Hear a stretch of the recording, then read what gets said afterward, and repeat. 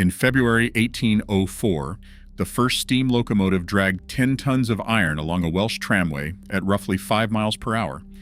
Just over 2 centuries later, a Japanese Maglev hit 603 kilometers per hour, levitating above the guideway with no wheel contact at all.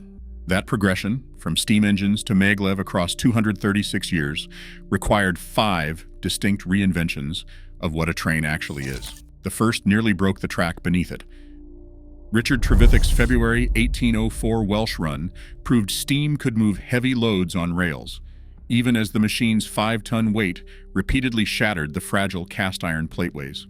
The journey from the Penydarren Ironworks to the canal at Abertanon covered 9.5 miles, hauling 10 tons of iron across 5 wagons and carrying 70 passengers. The trip took just over 4 hours, averaging a modest 5 miles per hour. While the run exposed the immediate limits of existing tracks, it established a vital mechanical proof of concept. On September 27, 1825, the Stockton and Darlington Railway opened a 26-mile line in northern England, becoming the first public railway to utilize steam locomotion. George Stephenson's Locomotion No. 1 pulled coal and passengers, proving the viability of steam-powered public infrastructure. To settle the question of motive power for the next major line, the October 1829 Rainhill trials tested competing engines. George Stephenson's Rocket dominated the trials, averaging 12 miles per hour and reaching a peak speed of 30 miles per hour. Rocket's technological breakthrough lay in its multi-tube boiler, which passed exhaust gases through multiple copper fire tubes to rapidly and steadily generate high-pressure steam. This success directly shaped the Liverpool and Manchester Railway, which opened on September 15, 1830. Spanning 31.5 miles, it became the first fully mechanized intercity passenger and freight system, proving that railway networks could reliably connect industrial economies over longer distances. By the 1840s, rapid network growth made track gauge a fierce political and engineering conflict. Isambard Kingdom Brunel championed a 7-foot broad gauge for the Great Western Railway, arguing that wider rails provided superior stability. Opposing this vision was George Stephenson's standard gauge of 4 feet, 8.5 inches, which favored cheaper construction and direct network interoperability. By 1850, the scale of this dispute became clear. The Great Western Railway operated roughly 1,800 miles of broad gauge track, while the British standard gauge network exceeded 3,000 miles, ensuring standard gauge won on network practicality. As rail networks expanded across continents, distance became the primary engineering challenge. The completion of the American Transcontinental Railroad on May 7, 1869, driven by builders like the Union Pacific, shifted the focus of rail from regional transport to massive transcontinental logistics. Hauling freight over thousands of miles of mountain passes and arid plains required a fundamental redesign of the steam locomotive. Engines needed larger fireboxes to burn fuel more efficiently, alongside vastly expanded tender capacities for coal and water. To meet these demands, railroads adopted powerful freight locomotives like the American 460 10-wheeler.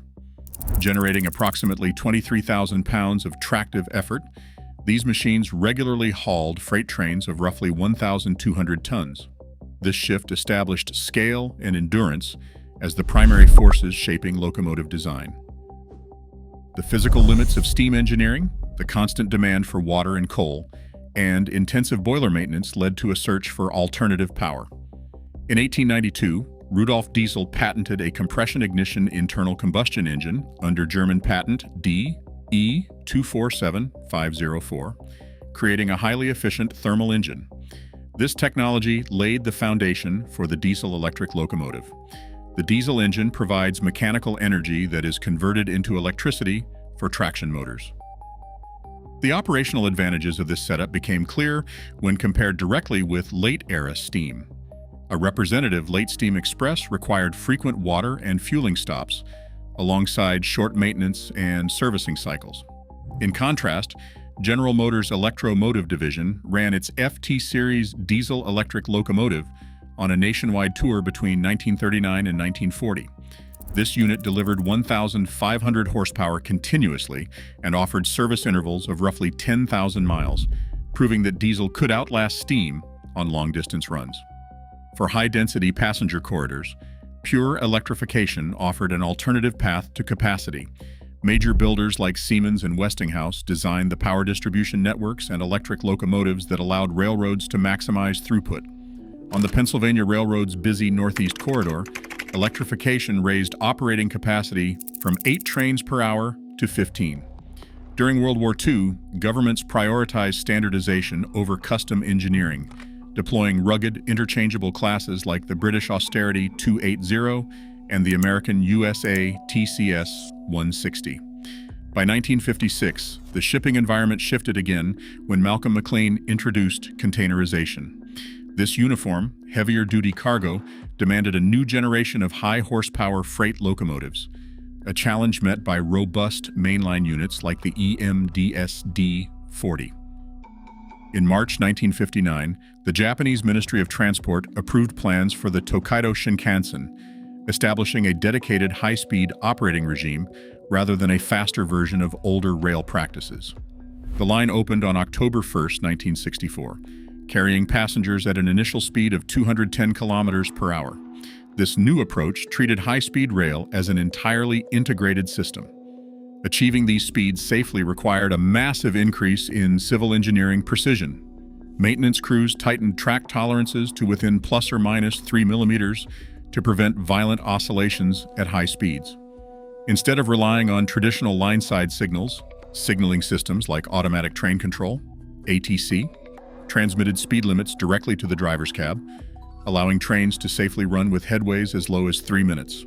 Corridor performance now depended on precision infrastructure as much as train power.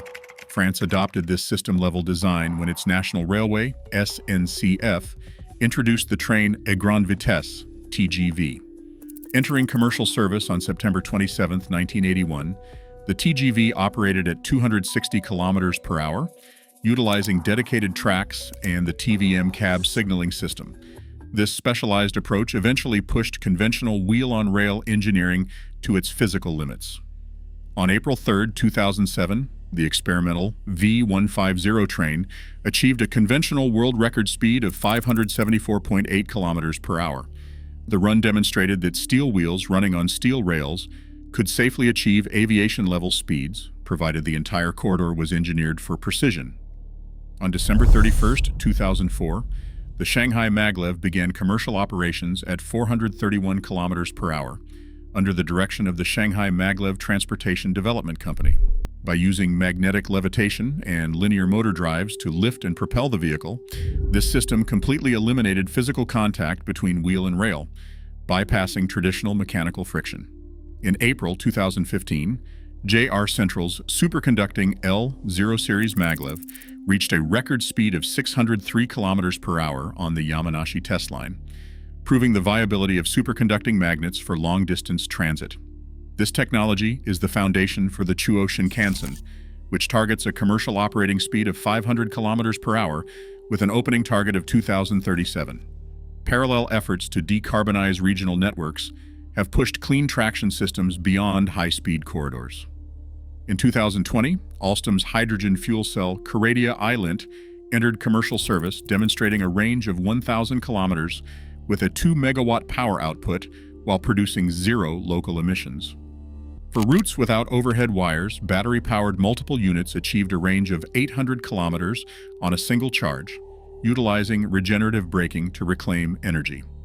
These engineering choices are directly guided by legislative frameworks: the European Union's 2021 Fit for 55 package, Japan's carbon-neutral 2050 strategy, and China's 14th five-year plan all mandate a systematic shift away from diesel traction. Today, the evolution of the locomotive is moving past the limits of steel-on-steel friction, refocusing engineering on how rail networks generate, store, and manage electrical power. Today, as superconducting networks prepare for commercial operation, rail is no longer bound by the friction of steel on steel. Redefining land transit is no longer a question of mechanical power, but of invisible physics. The line between ground and air has blurred. Subscribe for more historical deep dives.